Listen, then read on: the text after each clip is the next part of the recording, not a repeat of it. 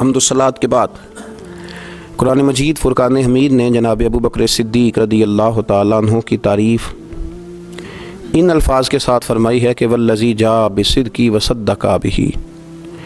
ایک وہ ہیں جو سچ لے کے تشریف لائے اور ایک وہ ہے جنہوں نے اس کی تصدیق کی۔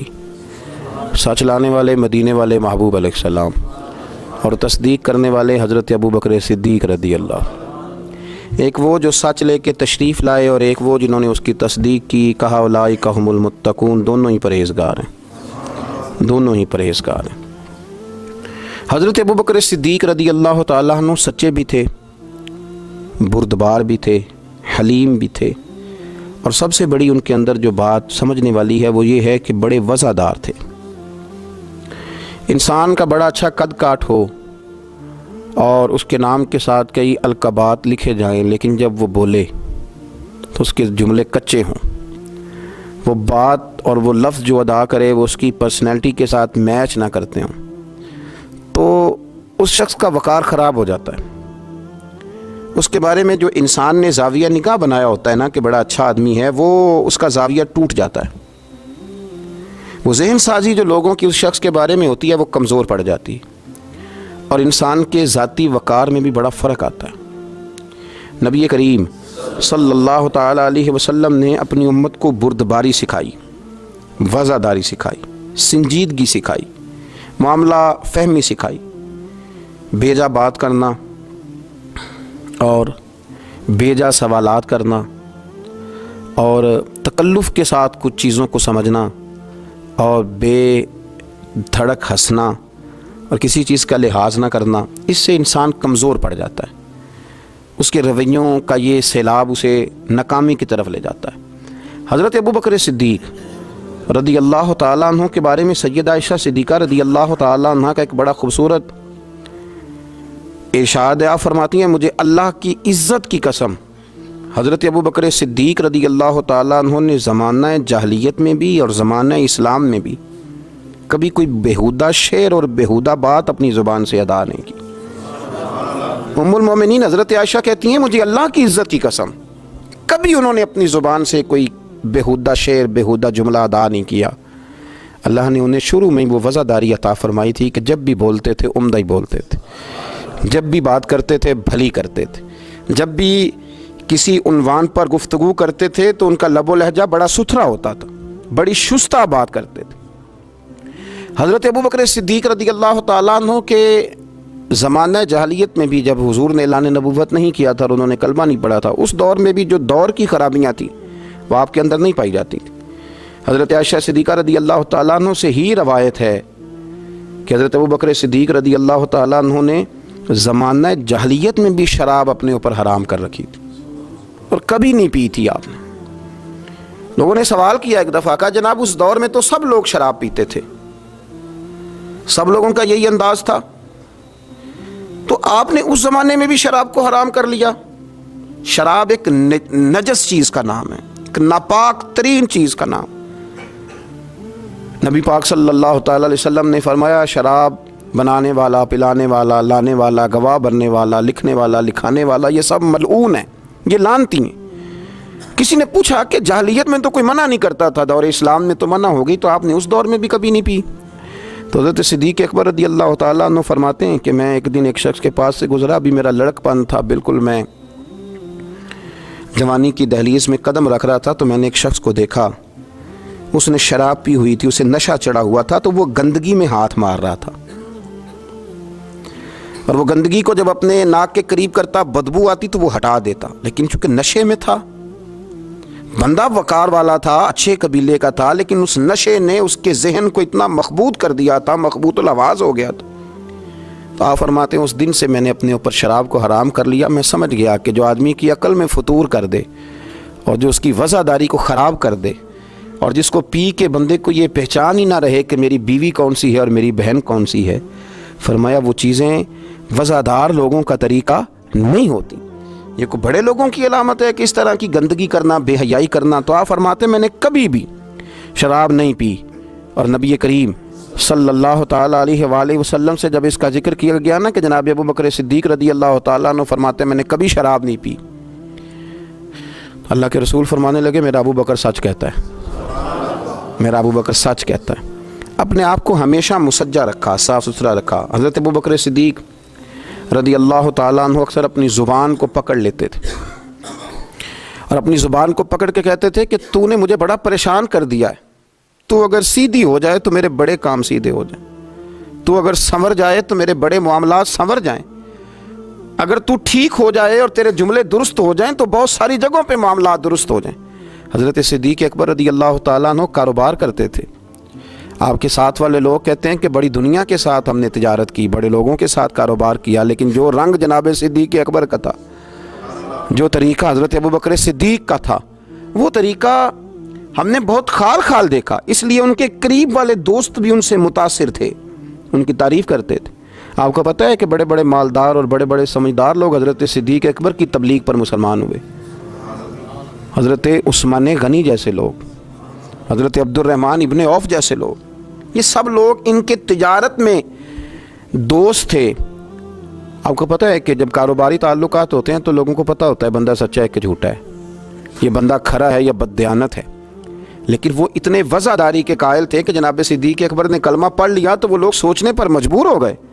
کہ یار اتنا وزادار، اتنا سمجھدار، اتنا پروقار آدمی اگر کہیں جھک رہا ہے تو کوئی بات تو ہے نا، کوئی معاملہ تو ہے نا۔ تو وہ بھی قریب آنے لگے، تو بہت سارے لوگ آپ کی اس بات کی وجہ سے مسلمان ہوئے، قریب آئے۔ جناب ابو بکر صدیق رضی اللہ تعالیٰ عنہ یہی معاملہ رزق حلال کے حوالے سے تھا۔ آپ ایک غلام تھا، تو کبھی کبھی اس زمانے میں اس طرح ہوتا تھا کہ غلام خریدے جاتے تھے، ان کے پیسے دیے جاتے تھے، تو غلام جب کام کرتا تھا تو آقا کا اس میں حصہ ہوتا تھا، تو وہ غلام کبھی کوئی کمائی کر کے لاتا تو آپ کو بھی کچھ پیش کرتا۔ ایک دن بڑی سخت بھوک لگی ہوئی تھی، تو دل میں خیال آیا کہ آج غلام کچھ لے آئے، اور آپ کا غلام کہتا ہے کہ جب بھی میں کوئی چیز کہیں سے لے کے آتا تھا جناب ابو بکر صدیق پوچھا کرتے تھے کہاں سے لائے ہو، اتنے محتاط تھے یہ چیز کہاں سے آئی ہے۔ فرماتے ہیں ایک دن میں کچھ لے کے آیا تو بھوک بڑی شدید لگی ہوئی تھی، جناب ابو بکر صدیق رضی اللہ تعالیٰ عنہ نے جو میں لایا اسے کھا لیا، تناول کر لیا، اور جب فارغ ہوئے تو میں نے کہا آقا آج آپ نے پوچھا نہیں کہ میں کہاں سے لایا ہوں؟ فرمایا یارو خو مجھے یاد ہی نہیں رہا، بتاؤ کہاں سے لائے ہو، کس طرح کر کے یہ چیز آئی ہے؟ تو کہتے میں نے عرض کی حضور دور جاہلیت میں نا میں نے کسی پر جنتر منتر کیا تھا، تو میں نے اس سے کچھ فیس لینا تھی، آج وہ شخص مجھے مل گیا تو اس نے پیسے دیے ہیں، یہ میری محنت کی کمائی نہیں ہے کہ تو میں اس ذریعے سے لے کر کے آیا ہوں۔ کہتے ہیں کہ حضرت ابو بکر صدیق تو پریشان ہو گئے، فوراً اپنے گلے میں انگلی ڈال کے تو کہہ کر دی، پھر استغفار پڑھنے لگے اور رونے لگے، کہنے لگے اللہ یہ میں نے جان بوجھ کر نہیں کیا، اللہ یہ مجھ سے بھول کر ہو گیا، مالک میں بھول گیا تھا۔ عزیز دوستو، نہ کبھی شراب پی، نہ کبھی لقمہ حرام کی طرف گئے، نہ کبھی کوئی بیہودہ لفظ اپنی زبان سے نکالا، نہ کبھی کسی شخص کو تکلیف دی، ان کے مزاج میں ٹھنڈک تھی، نرمی تھی، جو ان کے قریب آتا تھا وہ ان سے پیار کرنے لگ جاتا تھا، جو ان کے پاس بیٹھتا تھا ان کی بات توجہ سے سنتا تھا۔ انہوں نے کبھی بھی اپنے عمل سے، اپنے کردار سے، اپنے افکار سے کوئی سازش نہیں کی، گروہ بندی نہیں کی، کبھی کسی شخص کو ان سے تکلیف نہیں پہنچی۔ بس یوں سمجھ لیں کہ مدینے والے محبوب نے اس طرح تزکیہ فرمایا تھا کہ ظاہر سے لے کر باطن تک اللہ نے ہر شے میں روشنی عطا فرما دی، ہر چیز میں روشنی تھی، ہر بات ان کی عمدہ تھی، ہر لفظ ان کا بھلا تھا، ہر چیز ان کی دھلی ہوئی نظر آتی، ہر معاملے میں خیر ہی خیر دکھائی دیتی، ہر طرح کی پرہیزگاری اللہ کریم نے انہیں عطا فرمائی تھی۔ اور جب وہ لوگوں کے بیچ بات کرتے تو پھر بھی بڑی صاف ستھری بات کرتے، جب وہ کسی سے ملتے تو بڑے وزیدار ہو کے ملتے، اور جب وہ کسی سے وفا کرتے تو پھر بھی رنگ ان کا نرالا اور انوکھا ہی ہوتا، کسی کو کچھ دیتے تو پھر بھی ان کی طبیعت میں مٹھاس ہی ہوتی۔ انہوں نے اپنی وفاداری، اپنا تقوی، اپنی پرہیزگاری اس کو ہمیشہ قائم رکھا۔ میرے نبی کریم صلی اللہ تعالیٰ علیہ وسلم نے اس بات کا ان لفظوں کے ساتھ تذکرہ فرمایا جب ایک شخص نے آ کے عرض کی حضور آپ سے ملنے آیا ہوں، دوبارہ آؤں تو فرمایا مجھ سے ملاقات نہ ہوئی تو میرے ابو بکر سے ضرور ہو جائے گی، اس سے ملنا۔ ایک شخص کو نا نبی پاک خرچہ دیتے تھے، ماہانہ اس کو حضور دیا کرتے تھے، تو رسول کریم صلی اللہ تعالیٰ علیہ وسلم سے ایک دفعہ عرض کرنے لگا کہ یا رسول اللہ صلی اللہ تعالیٰ علیہ وسلم، میں آپ سے پاتا ہوں تو میرے اوقات گزر اوقات ہوتی ہے۔ تو گویا اس کے سوال کا معنی یہ تھا کہ اگر آپ نے ظاہری پردہ کیا تو حضور نے فرمایا میں نہ ملا تو میرے بعد ابو بکر کے پاس آنا۔ یہ تعلقات نبھانا جانتے ہیں، ان کے اندر وزاداری ہے، یہ چیزوں کو سمجھتے ہیں، تم ان کے پاس آنا۔ اور پھر انہوں نے ان ساری چیزوں کو نبھایا، پھر پورا انہوں نے اس بات کو کامل کر کے دکھایا۔ حضرت ام ایمن رضی اللہ تعالیٰ عنہ فرماتی ہیں کہ رسول پاک علیہ السلام مجھ غریب نہیں کی ہمیشہ مدد کرتے تھے، حضور میرے پاس اکثر آیا کرتے تھے، مجھے نوازا کرتے تھے۔ آپ فرماتی ہیں کہ جب نبی پاک علیہ السلام نے وصال فرمایا تو میں بڑی پریشان ہو گئی، کون میرا خیال کرے گا، کون آئے گا، اور کون ہے جو اتنا وزادار ہے، اتنا سنجیدہ ہے، اتنا رسیلا ہے، اتنا میٹھا ہے کہ جو اتنی باریک باریک باتوں میں بھی اپنی وزاداری قائم رکھے گا۔ آپ فرماتے ہیں میں بڑی پریشان تھی اور رو رہی تھی، دروازے پہ دستک ہوئی، جب میں نے دروازہ کھولا تو ابو بکر صدیق بھی تھے، عمر فاروق بھی تھے۔ فرماتے ہیں کہ میں نے ان دونوں کو دیکھا کھڑے ہوئے، تو پھر میں نے پوچھا کیسے آئے ہو، تو کہتے ہیں ان کی آنکھوں میں بھی آنسو تھے اور میں بھی رو رہی تھی۔ تو عرض کرنے لگے کہ اماں جی آپ نے فکر نہیں کرنی۔ حضرت ابو بکر صدیق فرمانے لگے جب تک میں موجود ہوں میں حاضر ہوتا رہوں گا، آپ کو فکر کرنے کی کوئی ضرورت نہیں، جب تک میں ہوں میں ہوں۔ انہی ان کے اخلاق پر، انہی تعلیمات پر، یہی ان کی وزاداری تھی کہ جس پر میرے رسول پاک علیہ السلام نے فرمایا نماز میرے ابو بکر ہی پڑھائیں گے۔ حضور جب علیل ہوئے ظاہری طور پر تو فرمایا نماز ابو بکر صدیق پڑھ۔ اچھا مزے کی بات، لوگوں نے حضرت مولا علی شیر خدا سے سوال کیا تو حضرت علی کی جو باتیں ہوتی تھی وہ صرف علم نہیں ہوتا تھا، ساتھ حکمت اور دانائی بھی بڑی تگڑی ہوتی تھی۔ جب حضرت سیدنا علی المرتضیٰ شیر خدا کرم اللہ تعالی وجہہ الکریم سے یہ سوال پوچھا گیا نا کہ آپ نے حضرت ابو بکر صدیق کو کیوں خلیفہ بنایا، آپ نے حضور کی مسند پر انہیں کس طرح بٹھایا، تو حضرت علی المرتضیٰ شیر خدا رضی اللہ تعالیٰ عنہ کرم اللہ تعالی وجہہ الکریم فرمانے لگے نبی کریم نے نا انہیں مصلی دیا تھا، حضور نے انہیں منبر دیا تھا۔ تو ہمارے ذہن میں یہ بات آئی جسے نبی پاک نے ہمارے دین کے لیے پسند کیا ہے ہم اپنی دنیا کے لیے بھی اسی کو نہ پسند کر لیں،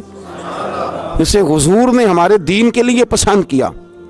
جس شخصیت کو، جس کی قابلیت کو، جس کی وفاداری کو نبی پاک علیہ الصلوۃ والسلام نے ہمارے دین کے لیے چنا، کیا ہم اپنے دنیاوی معاملات بھی انہی کے سپرد نہ کر دیں؟ اور فرماتے ہیں ہمیں امید ہے کہ وہ صحیح طریقے سے ان معاملات کو چلائیں گے۔ ہمارے ہاں یہ چیزیں اب ختم ہوتی چلی جا رہی ہیں، بہت زیادہ بولنے کا شوق، بغیر احتیاط کے ساتھ کھانے پینے کا شوق، اور لوگ کہتے ہیں جس طرح کی محفل ہوئی میں تو اسی طرح کا روپ دھار لیتا ہوں۔ نا نا نا نا، یہ مدینے والے محبوب کے غلاموں کا طریقہ نہیں۔